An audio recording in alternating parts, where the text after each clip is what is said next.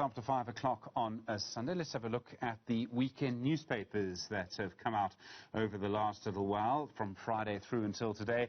And I mean, I'll tell you this, I'll be entirely shocked at their headlines. Both two of the newspapers today, City Press and Sunday Times, both, of course, around Ace Magashule, who really, I suppose, has been the defining issue of our times, perhaps. Redi Tlhabi is the guest editor of the Mail and Guardian. Yes, I know, her and I know each other a little bit. Magashule is the editor-in-chief at City Press newspapers. I'd be lying if I'd said I'd never met Magashule before. Redi and Magashule, thank you both very much indeed for coming in. Both of you stop smiling. Redi, I'm going to start with you this afternoon. I mean, I'm not at all surprised to find Ace Magashule the main story. Ace's Samson option, the quote, of course, attributed to Samson Gwede Mantashe. Who else would it be in the Sunday Times? And the City Press, Ace is going in red nowhere. Well, it's not surprising, really, because all eyes are on the next couple of days and whether or not he will rise to the occasion and meet the deadline to step aside. You know, it's shenanigans once again. And it's all very well to say this is just ANC factionalism, but it has such a material impact on all of us as a country. And it is about whether we respond to corruption with the vigor and the seriousness that we ought to respond with it. And of course, it is about the power plays at Luthuli House. And there was a quote in one of the newspapers, somebody who is closely aligned to ACE, saying that we are prepared to have 2 ANCs at Luthuli House. The big question that I always say we must ask is, what are the consequences for the country? And that is my interest in these factions. And I mean, you know, in a way we've sort of seen bits of this before, though never, I think, as starkly as we have now. A sort of governance paralysis in some ways, although there are some signs of some reform.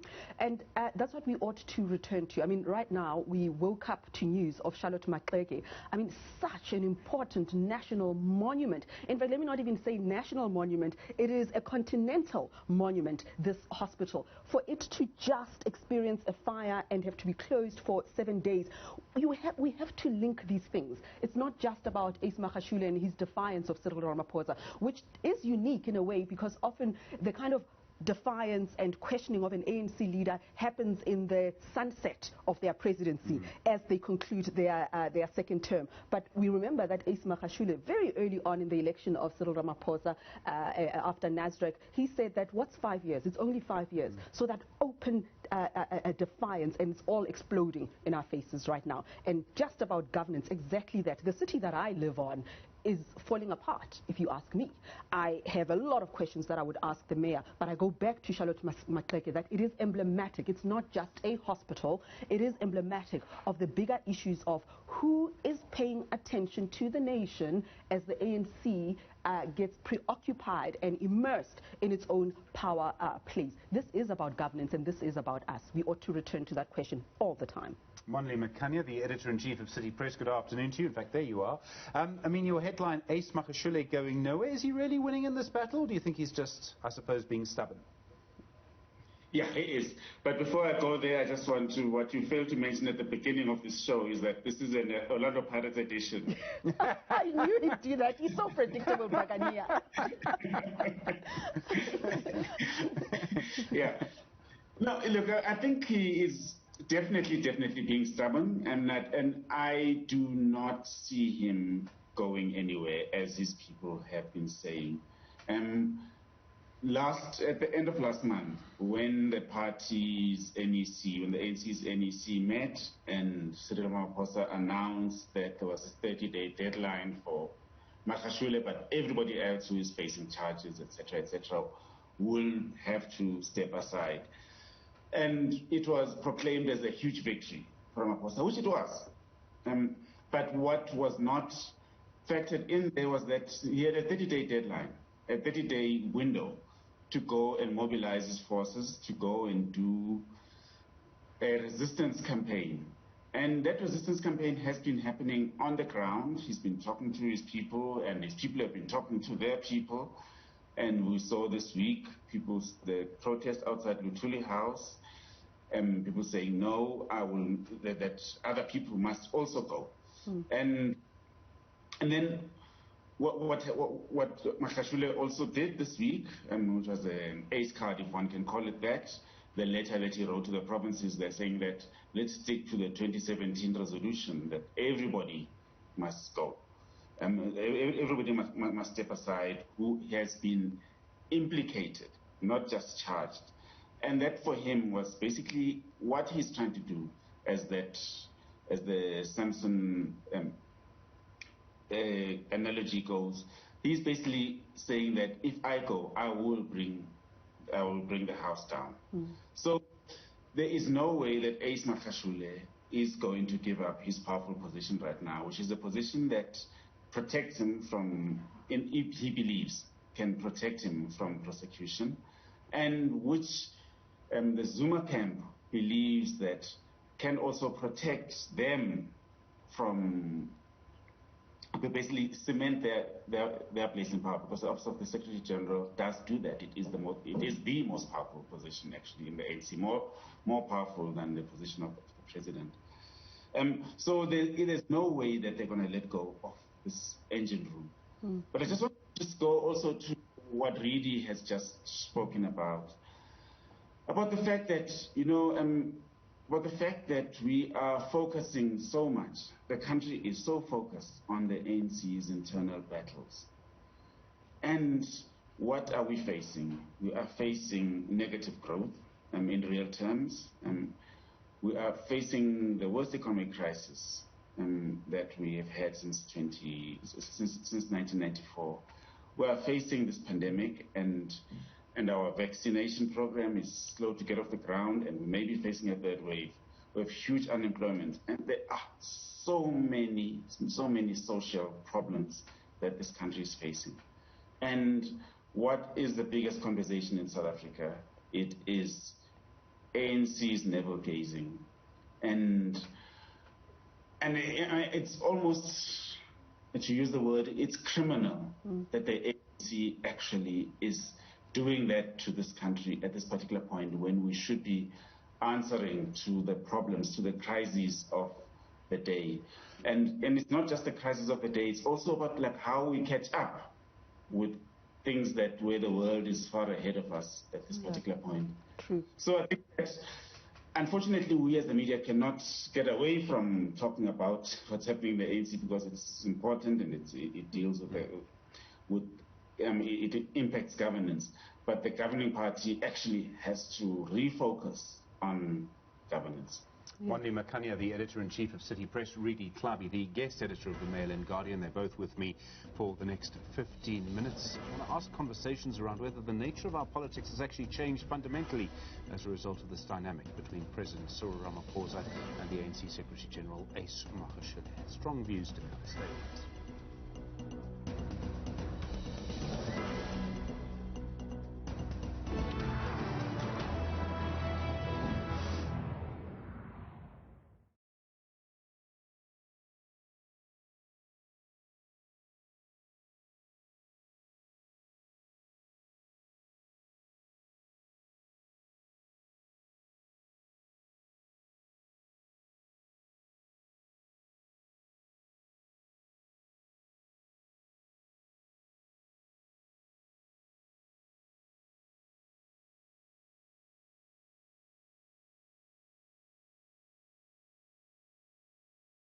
Mondli, just checking that you're comfortable. I'm good. Great, thank you. Okay. I'm going to start with Redi and then come to you. And I'm going to ask both of you to keep your answers short to my next question, and I wish you both good luck. Okay. Okay. Okay.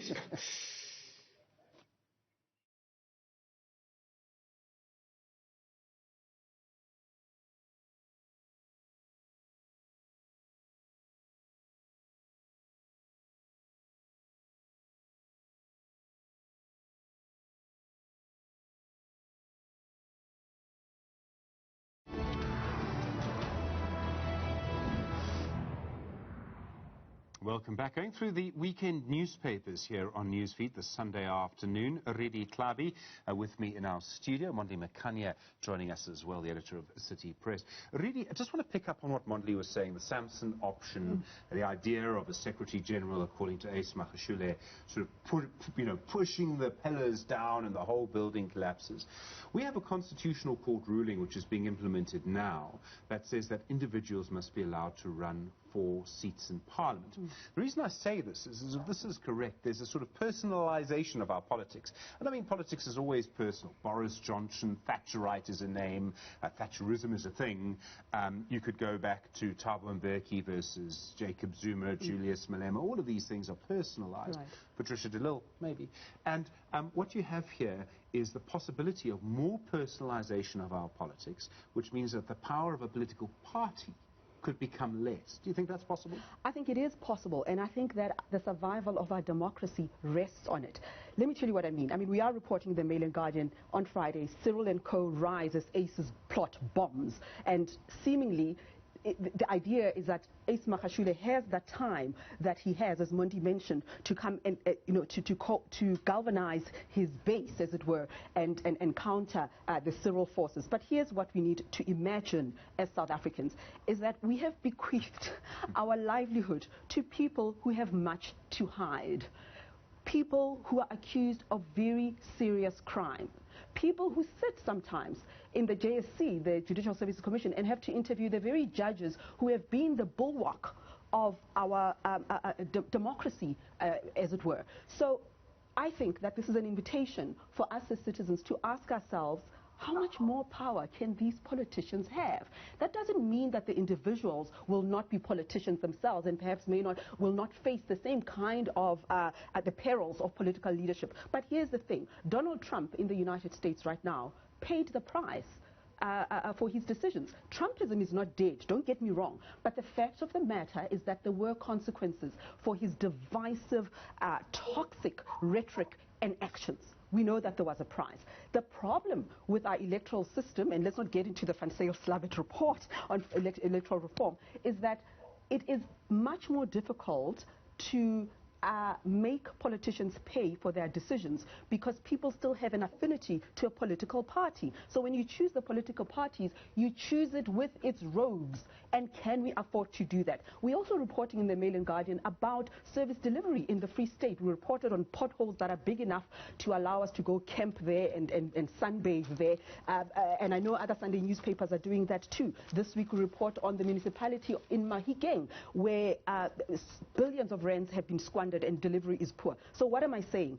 I'm saying that when you have the protection, the nourishment that comes with being part of a collective, you are unlikely to have any shame whatsoever about your actions because you've got your comrades like the mayor of Durban protecting you. However, when you have to reckon with me as a voter, I think that a normal human being, the average human being, will think twice before disrespecting us as the electorate. So I very much welcome the Constitutional Court ruling on this because it helps us to scrutinize our political representatives even more. So I'm waiting to see which leaders emerge because, Stephen, let's not make the mistake. There are many talented people in South Africa and perhaps they've got much to contribute to our political architecture, but they don't want to belong to a political party. So let them, to use ANC lexicon, let them emerge. It's very interesting. Monty McCunny, I mean, there's a lot of things that I want to ask you about that, but I do need to, because if I don't ask you this, you and I are both going to trend on Twitter. On page 2 of the City Press today, you had an apology to the Gauteng Education MEC Panyaza Lesufi. Now, I think the words of this are very important because, you know, politicians are going to spin. But you apologize for using the word secret in a meeting, in a report about a meeting. Now, this was the recording that emerged that your newspaper reported on, in which essentially Panyaza Lesufi explained how contracts were awarded in government in general. Lesufi, of course, has issued a statement saying this closes the matter, etc., etc., etc. Does it really close the matter in your view? Does he still have a question to answer? Not necessarily. I think what needs to be said is that, yes, I mean, like, we apologize for using the word secret, because the meeting was not necessarily a secret meeting, and for that, I mean, I think we did make a mistake there. But what he said in that meeting was highly inappropriate, in that he was basically advising people that, look, come to me, I will tell you how to get tenders. But what is happening here, and I think what's important to say is that, yes, this particular meeting, as you will see over the coming years and the coming months, is now a fulcrum for the ANC conference, the provincial conference that's coming next year, and where people will be throwing mud at each other. And Panyaza Lesufi is expected to obviously rise as the next chair of the ANC in the province. But then his opponents, who are in the main led by Lebogang Maile, who's one of the MECs in Gauteng, is in the other camp. So clearly there will be mud being thrown at each other by these various camps. And so I don't think this will particularly be the end of it, and people will still be finding other, I mean, like whether it's real dirt or no dirt on each other, but like there will be still issues being raised and misdemeanors being found around other people and political mud being dug up by the various factions in Gauteng. So a short answer to you, no, it is not the end of it. And I think basically in this particular instance, what we did get very wrong was the word secret, and that is what we admitted to. But as I said at the beginning, the nature of what he was saying was highly, highly, highly inappropriate. And I think that's an important question, Stephen. Sorry to butt in here, because now the debate is raging that they got the story wrong. Did they get the story wrong, or the framing of the meeting, the tone that they gave to the meeting?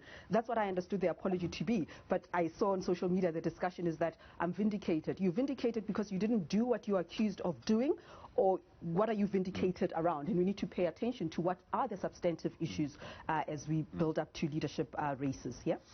I mean, absolutely. I mean, there's so many different things around spin, around the actual words. Yeah. It's why we're always in court all the time, because we need to get someone to sort of judge it. And talking of that, Mondli, I mean, you will have watched the Judicial Service Commission interviews. There was the sort of intervention by Chief Justice Mogoeng around Pravin Gordhan and conversations around Judge Daya Pillay. What have you made? I mean, what do you think we've learnt about how the South African elites really work in the last week when you watch the Judicial Service Commission interviews? And it's the one place where in public you see politicians asking judges questions. You know what really disturbing about what happened this week was the extreme politicization of the questioning around the selection of the judges. Because what you want from those hearings is to find out how suitable the person is, how ethical the person is, how strong the person is intellectually, how sharp the person is, and how he or she is able to make proper judgments. And that's what we want from our judges. But what seems to be happening now, the JSC process is now being used to find the right judges who are politically aligned to you and I or the other person, and exclude those that we do not like politically. And yes, you know, it must be robust. Yes, it must be strong. Yes, judges must sweat. But what you do not want is a process where you'll end up like the United States, where if there's a Senate hearing on a judicial confirmation, a judicial nomination and confirmation, that you either it's a Republican judge or it's a Democrat judge. The strength of our judiciary right now has been around the fact that we have had the best women and men going into judicial office. Yes, there are exceptions. Certain guy who sits on the Cape, who heads up the Cape bench comes to mind. Yes, there have been. But generally, our judiciary is very strong. And mostly there are people who actually come from a very, very background of anti-apartheid activism. And there are people who fought for the kind of constitutional order that we have. So they understand the values and the ethos of the South African Constitution and what the South African Constitution and our order should achieve. And so, but now, seemingly, we are moving towards a place where we are wanting to create a judiciary that is politically what we want it to be. And unfortunately, what you have now, you have an ANC that thinks that way. And then you have the third biggest party in the country that thinks that way. And they happen to be the loudest voices at the JSC. And ultimately, what it will lead to is the weakening of our judiciary. And just to very briefly answer the thing about the elites, kind of like the functioning of the South African elites, thing is, you will not find anybody in this country, particularly in the big cities, who does not know another person. The elites interact, they talk, they are friends or associates or associated with so and so. And a lot of the people who are either in government or in the judiciary or in business have at some point or another been in the same organizations, have been in the struggle together, and they have a shared history. So you cannot run away from that. Mondi Makanya, the editor-in-chief at City Press, a fan of at least one of the Soweto football clubs, and Redi Tlhabi, the guest editor of the Mail and Guardian.